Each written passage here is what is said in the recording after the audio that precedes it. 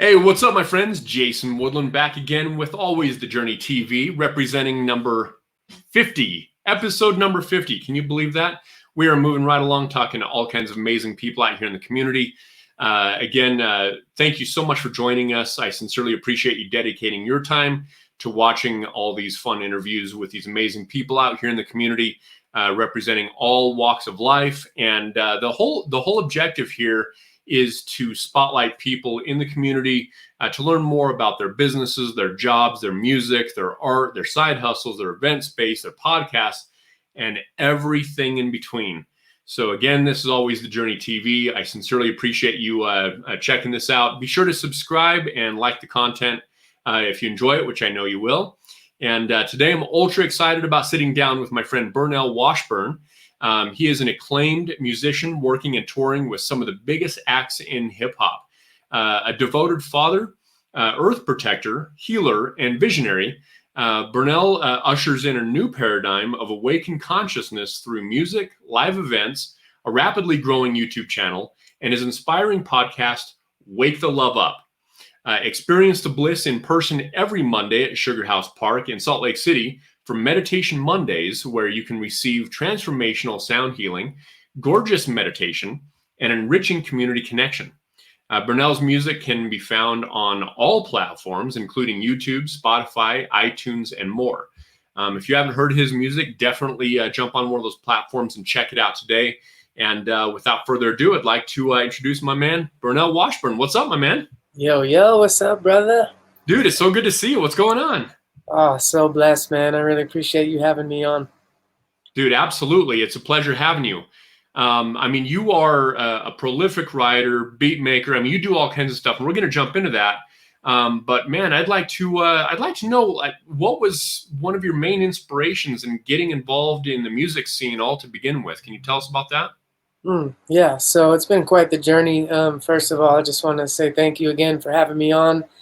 I love everything that you're doing. I feel like you're really enriching a lot of people's lives, and I'm excited to see this thing growing. I know you've been interviewing some really incredible beings, so it's an honor to be amongst this list. You know, the first 50 people you have are all just like amazing beings. I went through and listened to some episodes, and so much wisdom coming through, and it's so fun to just get to know different people in the community and see movers and shakers out here sharing their gifts and doing wonderful things. So honored to be in the mix. And yeah, the music journey for me started almost 15 years ago. I've been doing it professionally for about 11 years, but about 15 years ago I got into it. A heartbreak was really one of the catalysts that pushed me to express myself creatively through music. I was really into spoken word and poetry, and then I started getting into a lot of gangster rap, like Tupac and Dr. Dre, and a lot of like super gangster stuff, and none of that really felt accessible for, I loved listening to it, but being a white kid from Utah didn't feel like super accessible to me. So then I started finding out about a lot of underground rap, more conscious music, and that kind of gave me an avenue to express myself. And I was already writing poetry, and then I just randomly started making beats and started putting myself out there. And I think I released my first project in like 2009, and just been going ever since, loving it more and more. Oh man, that is awesome. I love that. And I was going to ask that. So you said you really started stepping into the hip hop sphere around 2009 is what you're saying? Mm-hmm. Nice. And tell me a little bit about sort of the precursor. So some of your poetry, what kind of poetry were you writing and what were you into? Yeah, so it was a lot of like slam poetry and a lot of like politically charged activist type stuff. I was kind of a little bit more angry at the ways of the world and just society and politics and all this stuff. And poetry kind of helped me find a voice to speak out on my opinions on how things could be better and all that. And, eventually that kind of faded out, and I stopped being as much into poetry, and I just fell in love with like the beats and the raps and the rhymes and the whole hip hop culture, DJing, breakdancing, graffiti, all of that stuff just really captivated me. Nice. So, sometimes there's sort of a catalyst in our lives that sort of help us sort of flip in terms of our mentality toward the world and how we interact with things. and you are always putting out such an awesome, positive, motivational, spiritual message. What do you think was one of the things that sort of geared you in that direction? Mm. So the reason I'm so inspired to put out the messages that I do is because I've dealt with an immense amount of suffering in my own experience, mostly self-created through my own mindset, my own habits and all that. But, just growing up in Utah in a highly oppressive religious culture, feeling like I was the black sheep of the family, and then just not feeling heard or seen or accepted by the people closest to me.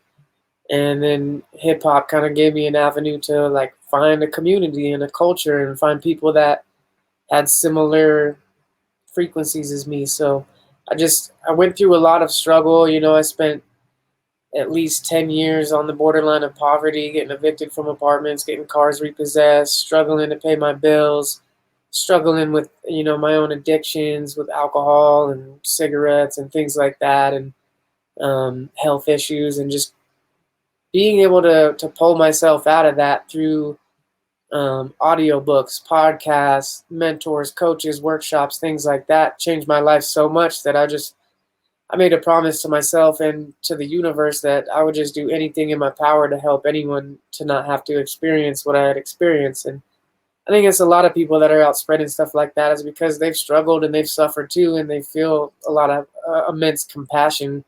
And it's like there's no reason that we all have to go through the same struggles if we can I listened to so many mentors that really helped me, and then I didn't have to go through some of the hardships that they dealt with because I was able to apply their wisdom that they gained from their experience, and then now I get to be in a position to do the same for others. Man, that is awesome. I love that you're utilizing your platform for good and for like abundant mindset and really promoting that positive message. Because, I think we always need these kinds of messages. But in my opinion, I think almost now more than ever, we really need to have that sort of connection and that, that sort of positive feeling out there, and especially when it's coming through music. So tell me a little bit more specifically about maybe your overarching, your business or your brand in general, because you're doing a handful of different things. Can you share with us about those different things?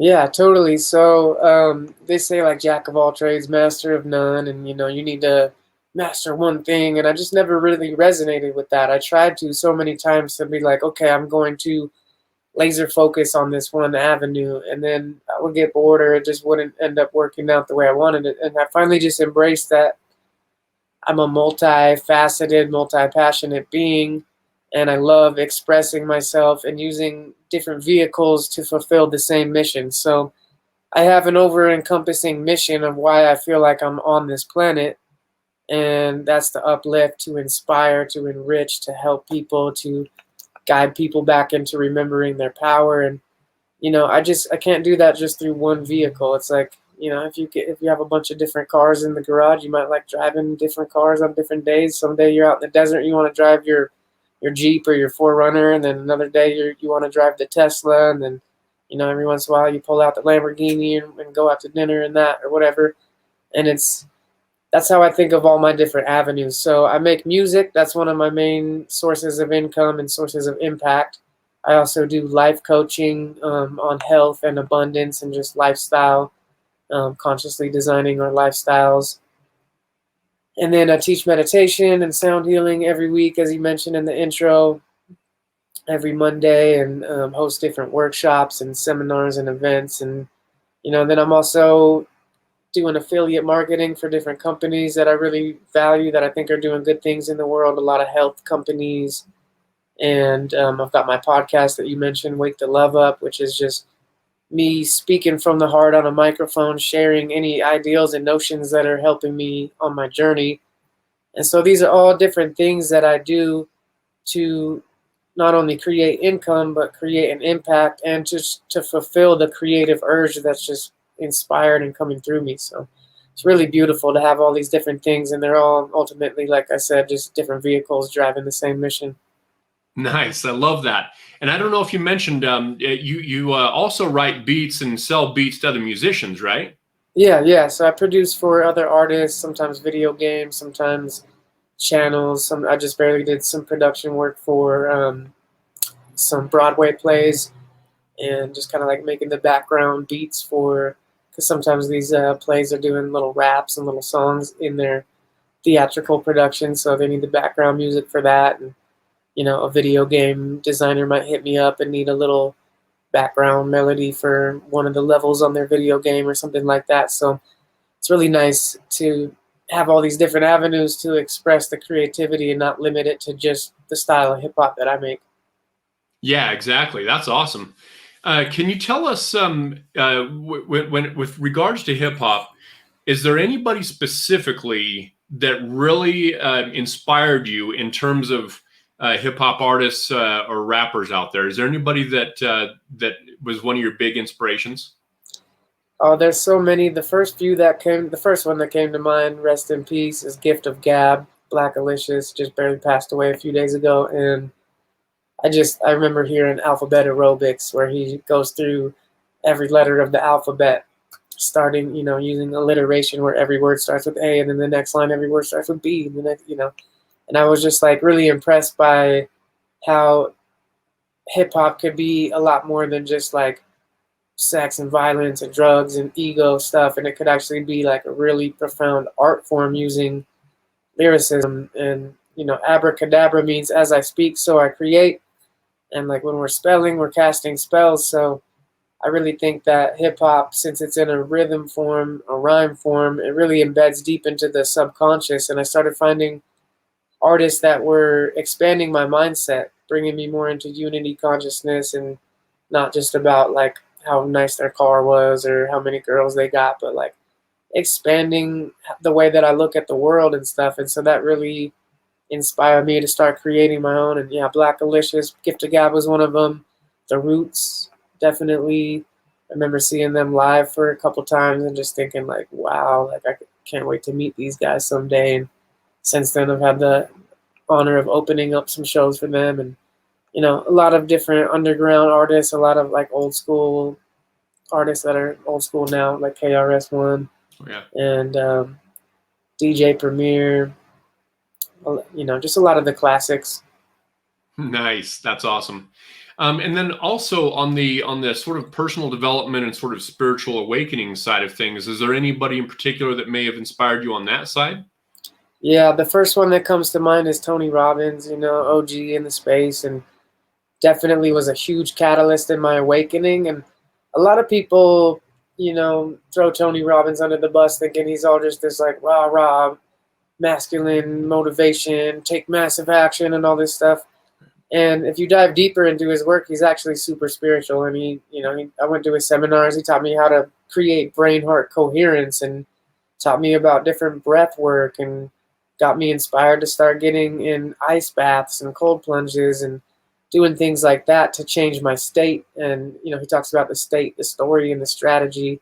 You need to be in the right state. You need to have the right mindset, and you need to actually have a system that's going to work and be going in the right direction. So people like Tony Robbins taught me a lot. I read like every classic self-development book, and then I started really going deep into all the spiritual teachings like Eckhart Tolle, Deepak Chopra, Don Miguel Ruiz, Four Agreements, all those kind of books, and just really opened up my world where I started, practicing Kundalini yoga and breath work and meditation and all these different things. And I just basically was studying anyone that had anywhere remotely close to the results that I desired in their life.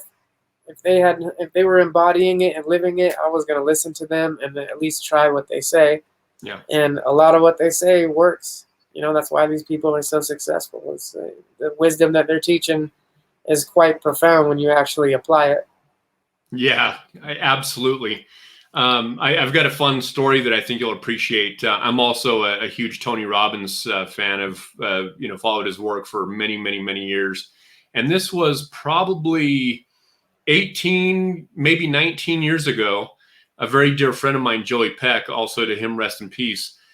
He gave me a call. He was working downtown at this restaurant, and he called me one night and he said, "Hey, Tony Robbins is in the building. Do with that information what you want." and he hangs up the phone. Yeah. I'm like, I'm going to go and hang out with Tony Robbins. So Nice. I cruised over there, and honestly, I just stood in front of the restaurant. It was a nighttime, and I was just hanging out by myself, standing in front of the restaurant. And sure enough, this black SUV rolls up, and Tony comes walking out with a girl, some female at that time, and I said, "Oh, I said, Mr. Robbins," like playing like I didn't know he was there, and he's like, "Yeah, what's up?" And I'm like, "Wow, that's crazy running into you here."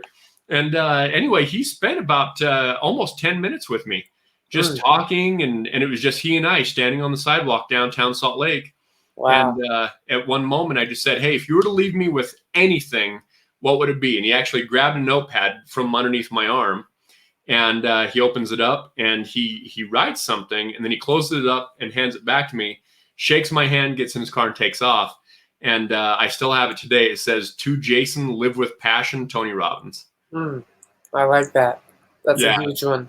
that's a lot of fun. So cool. So tell us a little bit more about geographic locations that you cover in general. So let's say someone is wanting to bring you on some kind of a tour. I'm assuming you would travel all around the world, right? And you probably have on some level. Tell us more about that. Yeah, so I've been extremely fortunate to be able to tour. Music has brought me pretty much all around the entire United States. I've gotten to perform in, I think, like 45 different states so far, and it's been really beautiful to build community and connection, all across the world. And then over the last several years, it's really gone global, thanks to my podcast, especially, and my YouTube channel that's attracted a global audience where I have a lot of dear friends and fans in the UK and Australia and Asia and Europe and all over the place now. And South America, and I'm really excited to go connect with a lot of them in person. I've collaborated with many of them digitally, virtually, tuning in with them on a regular basis. And now that things are opening up, I do have the opportunity to go to some of these countries and set up some tours. So I am a child of the universe and a man of the world. So I'm down to go anywhere and everywhere. I do a lot of stuff here in Utah, a lot of stuff on the West Coast. Heading out to Bend, Oregon, and Mount Shasta next week to go perform with Grouch and Eli and Murs and go get some nice West Coast energy. That's great. Okay, so tell us, for someone who's going to possibly become, let's say, a client of yours, who would make a good referral?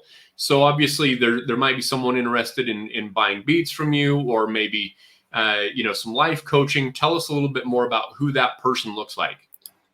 Yeah, so all of my clients basically come from word of mouth. I don't really do any paid advertising anymore. It's all organic, mostly through the events that I host or other events that I attend within the community. When I meet people face to face, or they follow me online, they listen to the podcast, they resonate with my energy, they appreciate what I have to offer, and they usually hit me up wanting to go deeper, whether that's on a coaching level or a music level or both. I am not in a place where I am needy for clients. I only want to work with the people that are of the highest alignment, where we just resonate together, where it's really fun to work together. Nothing that I do is for the sake of money. I love money. I love spreading abundance consciousness. I love being prosperous and wealthy.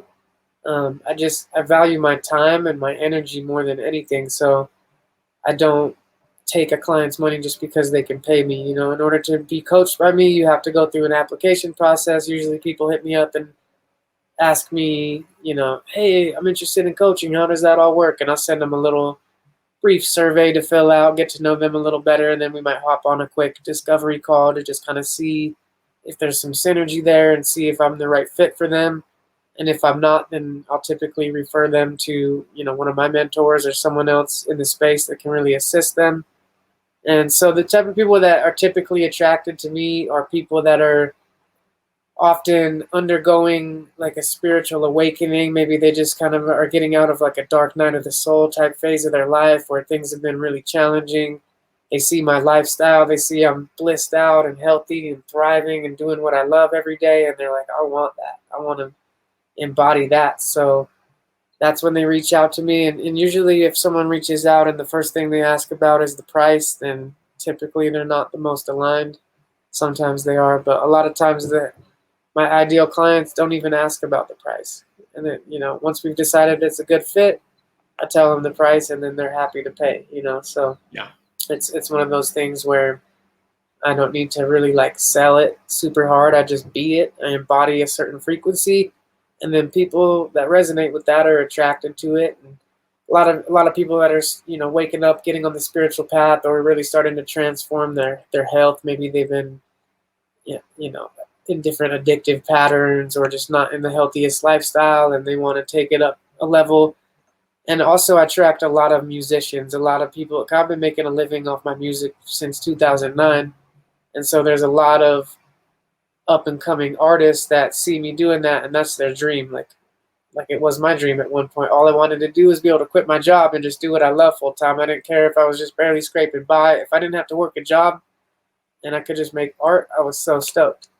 So I created that for myself, and now there's a lot of people that are like, yo, I'm working this job and I can't stand it, and I know I'm talented and I'm a good photographer or a good musician or whatever, and I feel like I can make a living off of it, but they just don't really know where to start, and they sometimes need someone to encourage them and just show them how easy and attainable it actually is. Nice. That's great. As far as that person that is trying to make that transition, because I think both of us have lived that entrepreneurial lifestyle for many, many years. For that person that is trying to sort of break out, and they've sort of been in that sort of 9 to 5 grind for a long time, and that can be sort of a comfort zone switch. What is maybe just sort of a high level piece of advice you'd give to that person who's listening to us today on what they should do on that transition point? Okay, so I have this book right here. Let me pull it out. This book, it's called The Illusion of Money by Kyle Cease. He is a comedian turned into a transformational speaker and coach. So this book is not only extremely insightful, it's also hilarious. And it really helps us see that our sense of security doesn't come from a job. We're living in an illusion where we think that the job that we have is our security. And that job could disappear at any time. Any company could go under or just decide to fire you for whatever reason. So that's not real security. Real security, as explained in this book on a deep level, is our connection to source, our connection to our own creativity, connection to ourselves. That's where our my money doesn't come from a job, or it doesn't come from other people. It comes through other people, but it comes from the universe. It comes from my own ability to be inspired, to create, to express myself and create offerings that add value to the world. And I really think reading this book is a nice step in the right direction. If you're addicted to a job and addicted to this illusion of security, this book can help break you out of that paradigm, so you can see that you might have been playing a lot small, and there's something way, way more beautiful out there for you to discover if you can just let go of this comfort zone that you're addicted to. Yeah, I think you hit the nail right on the head there, because that's that's a very deep scale where as a human species, we're always looking for security. Mm-hmm. And I think that it's very easy to fall into somewhat of a trap of understanding what is giving us security and what really isn't. Yeah. And I think you also hit the nail on the head with regarding money, because money is really just energy. Mm-hmm. So if you put energy and positive energy into the world, we can go on a philosophical conversation on that for days. Yeah. But man, that's good. When did you read that book? I've actually never read that one. I read that book about 2 years ago. Since then, I've read it multiple times because it has different exercises in it that you can practice on different parts of your journey. And one of them is called the average alignment score, where you basically go through everything in your life, everything you spend time on, everything you spend money on, all your physical possessions, all your relationships, everything. And you give it a score, 1 to 10. So I could write meditating. That's a 10. I could write watching Netflix. That's maybe like a 3, And all the different things that I do, or hanging out with this person, that's a 5, or whatever. And the whole gist of this exercise is to not think about it intellectually, but to just feel it in your body without giving it any thought. You just give it a quick number as you're going through. And then you add up all these things together, and then you divide it by the number of items that you wrote down, and that gives you your average alignment score. So if you write down 100 items and they're all 70, or they're all 7 out of 10, then your average alignment score is a 7 out of 10. So you might notice that there's certain things that you're doing on a regular basis that are like a 2 or a 3. And then there's certain things that are a 10. It's a no-brainer. Like when I wrote hanging out with my daughter, it's immediate 10. I don't need to think about it, rationalize it, decide, is this a 9? Is this an 8? Is this a 10? Like, no, it's automatic 10. And when you go through this exercise, the first few times you're doing it, you're getting rid of anything that's maybe lower than a 3. And you're committing yourself, okay, all these things that I was doing that was a 3, like when I first did this, smoking cigarettes, that was like a 1. So I'm like, that's below 3. I'm going to stop doing that. Nice. And I got rid of everything lower than a 3, and I got rid of everything lower than a 5. And I'm just on a constant journey of making sure everything in my life is a 10 out of 10. If it's not a complete hell yes, then it's a no. If it's not just fully aligned, then I don't have time for it. And because I realized everything that I wanted was available to me, but I was sabotaging myself by holding on to things that weren't in alignment, that weren't in harmony with that. Yeah, absolutely. So you're saying that he was a comedian turned author and sort of inspirational type individual then, right? Yeah, and now he's evolved a lot. So he does these huge seminars and stuff called Evolving Out Loud, and he's damn near enlightened on like the frequency that he puts out, and the wisdom that he shares seems to be aligned and more awakened than some of the biggest spiritual teachers and gurus that I've ever worked with. And so I feel like he's in a beautiful place that's really freed me from myself, freed me from being a slave to money, because I spent my whole life pretty much constantly living in fear about money, constantly worried about never having enough. Even when I got money, I didn't believe I deserved it. I was scared. I thought it was going to go away. Always stressed when I had to pay bills, just always like allowing money and allowing external reality to dictate my internal emotions. And since then, this book set me free to where my emotional state is not dictated or determined by the outside world. No matter what's happening in the external environment, I can feel how I want to feel.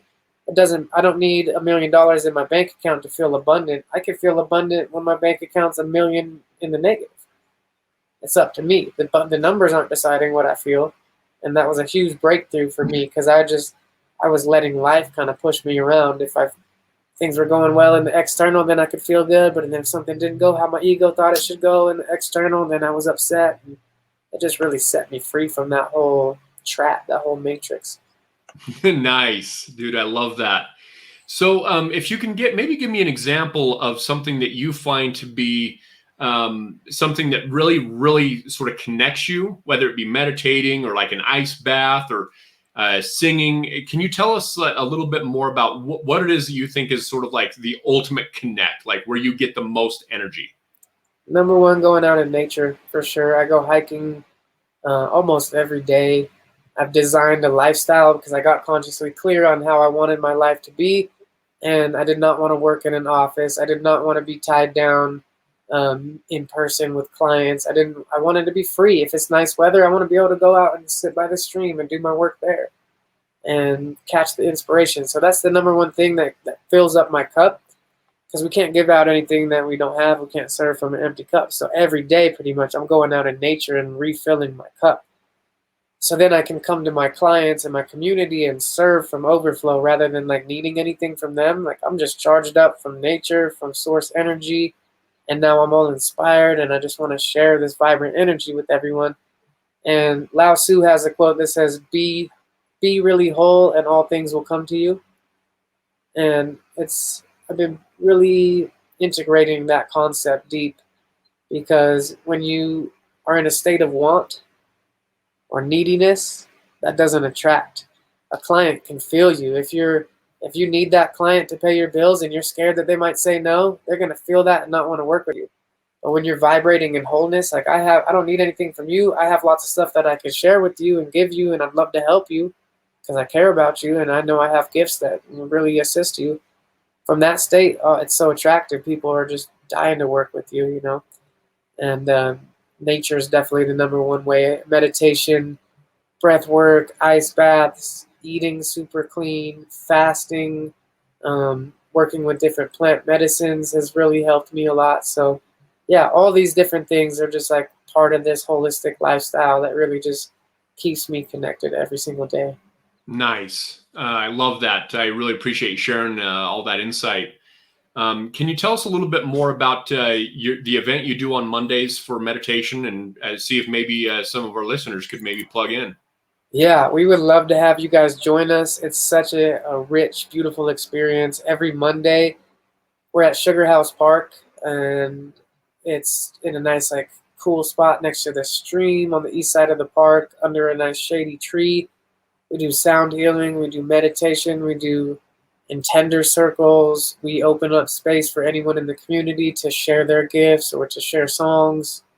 And it's been one of the most fulfilling, magical things that I've ever done. You know, I went through like a few years of kind of loneliness, and I was raising my frequency, and I got on all this self development and spiritual stuff. And a lot of the friends that I had been associated with weren't growing at the same pace that I was. You know, they were still just getting drunk and smoking and whatever, not really committed to being the best version of themselves. So I started kind of hanging out with myself a lot, feeling a little bit lonely. And through that, I got inspired one day. I was in a deep meditation in the bath, actually, and all of a sudden, I just hit me like everything's closed because of COVID right now, but they can't stop me from going to the park. Like I just host a little meditation in the park. Like I know a lot about meditation. I've been meditating for like 5 years and studying all the meditation teachers. Like I have a lot to offer, so I just host my own class. And I literally just made a flyer, posted it up, asked my buddy to come hold space with me. And then it's grown into this really rich community where every single Monday we're activating, we're awakening, healing, remembering who we are, really releasing and transmuting a lot of stuck energy and emotions. And it's helped a lot of people. A lot of people have said that one dude told us yesterday that he stopped using heroin since he came to our events, and coming every single Monday has been like the thing that's keeping him away from that, because he feels like he gets filled up from that, and then he doesn't want to go be around those other friends that are doing heroin anymore, and he just really wants to be around us because it's a beautiful frequency. So it's a really magical thing. We'd love to have anyone who feels called join us. It's all donation based, so anyone can just show up and come receive the healing and the connection. And then if they feel called to donate, they can. We appreciate that. It helps sustain the offerings and expand. And it's been a really, really fulfilling part of I just leave every Monday feeling like beaming, smiling ear to ear, just like so stoked that I get to serve the community in this way. And it just keeps getting better and better. So yeah, join us every Monday, Sugarhouse Park. And then once it gets cold in the fall, we're going to move it back to an indoor spot, which last winter we did it at the Natural Law Apothecary. It's a gorgeous space, and we're about to open up our own little space, so we're going to have like a music studio and community healing center and host all the different workshops and things, within our own little spot. Nice. And what time do you do that on Mondays? It's 6 to 8 p.m. Okay, perfect. That's awesome. I love that you're getting involved out there. I mean, of course, you're completely connected within the community anyway, and I appreciate that you're doing that for the community. I think that's really important. And sometimes people don't know how they can sort of access that kind of thing. Sometimes they're intimidated by meditation or something. You know what I mean? Yeah, and I appreciate you saying that. That's a nice little caveat to remind people, is that like, come as you are, whether you've been meditating for 100 years and you're a spiritual master, enlightened guru, or you've never meditated before and you're on a toxic lifestyle. Like, we accept everybody as they are. And that's a big part of meditation, is just showing up for what is. We're not trying to be a certain way. There's no right or wrong way to meditate, and there's zero judgment. We have people from ages 6 to age 76 that come sit with us, all different ethnicities, all different lifestyles and backgrounds. And together we come find a nice common ground, and it feels really healing and magical together.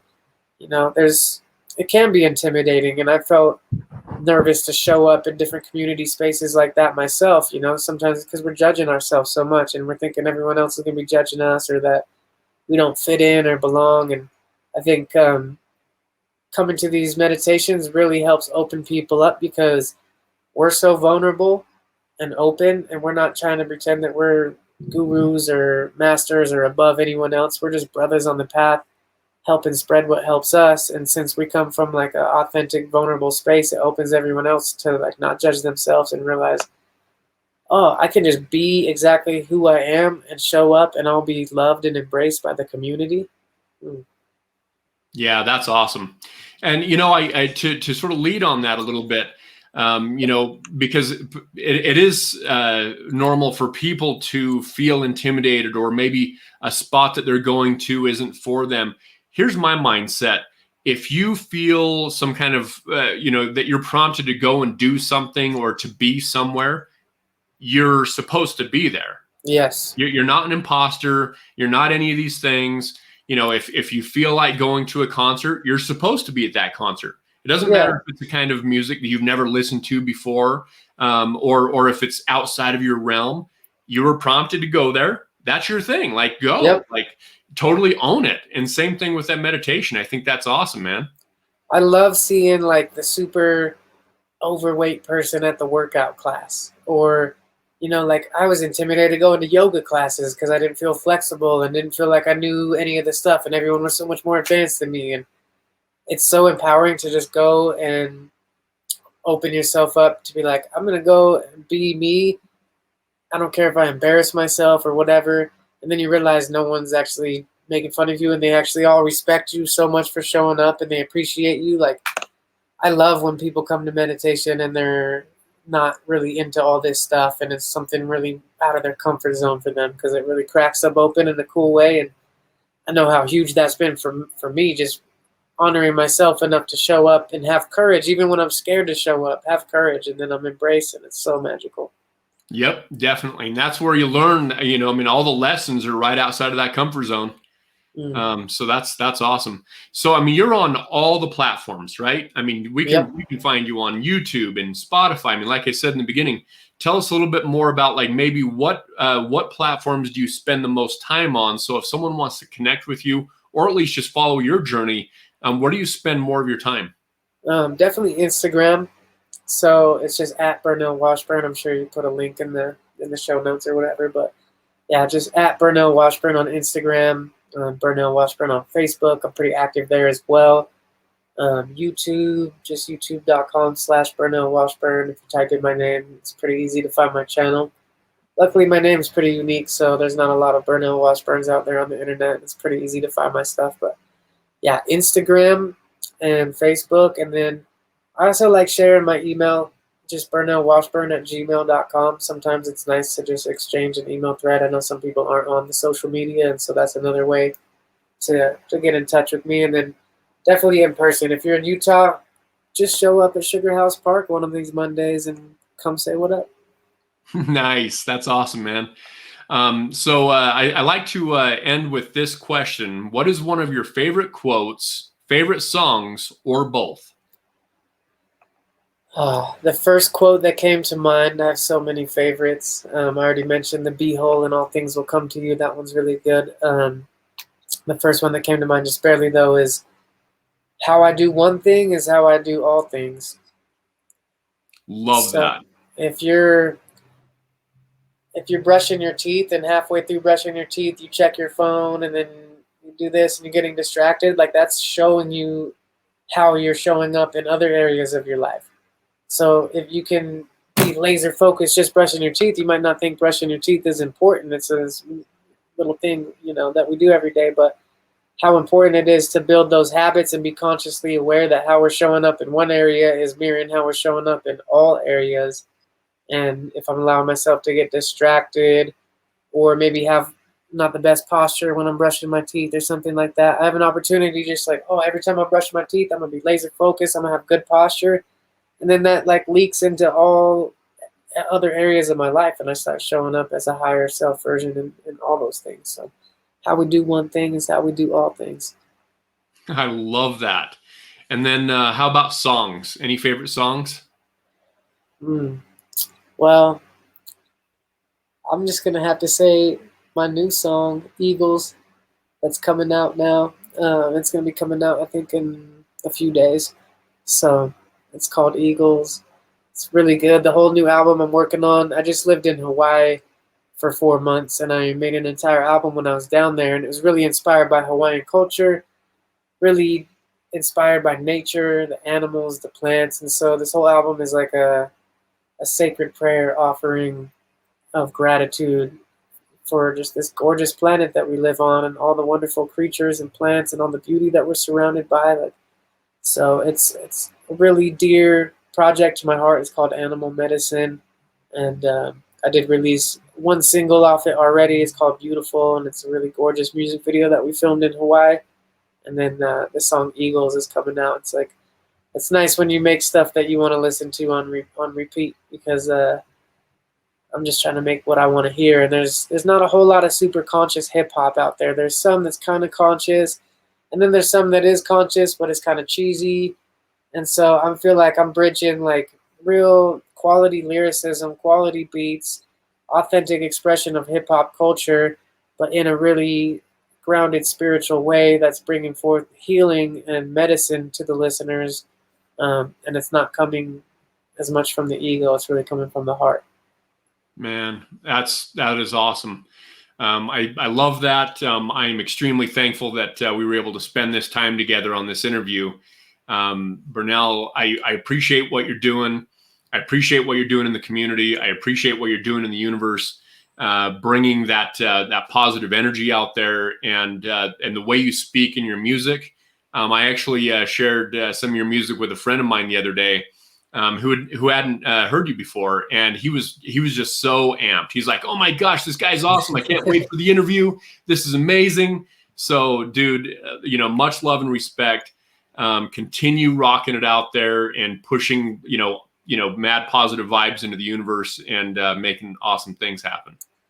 Oh, thank you so much, brother. I really received that and appreciate. I see you and honor you, and everything that you're doing is really needed right now. As much as any of us can come and just share our perspectives, it helps us feel more connected. It expands our awareness and helps us just live a more beautiful, fulfilling life. So the work that you're doing is really helping a lot of people. And like you mentioned earlier, if you feel called to go to a concert or something, you were meant to be there.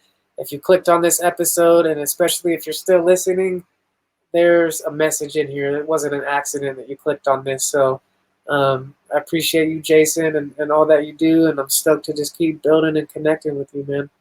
Absolutely, brother. Appreciate it. I'm going to have you hang tight in the green room for just a few moments while I wrap up the show, if that's cool with you. Yes, sir. Peace Awesome, and blessings to everybody. Thank y'all for listening. So much love. Heck yeah. Thanks, brother. There you have it. Burnell Washburn, episode number 50 of Always the Journey TV. Again, I am your host, Jason Woodland. Thank you so much for dedicating your time to watching this. Like I said, please feel free to subscribe to the channel. Throw us a thumbs up on the content. That would really mean a lot. And if you have any questions or comments, feel free to throw them in here. I'll answer them to the best of my ability. And if I don't have the answer, I know Burnell will. But anyway, thank you so much. And I appreciate you and wish you an awesome and successful week. Take care, my friends.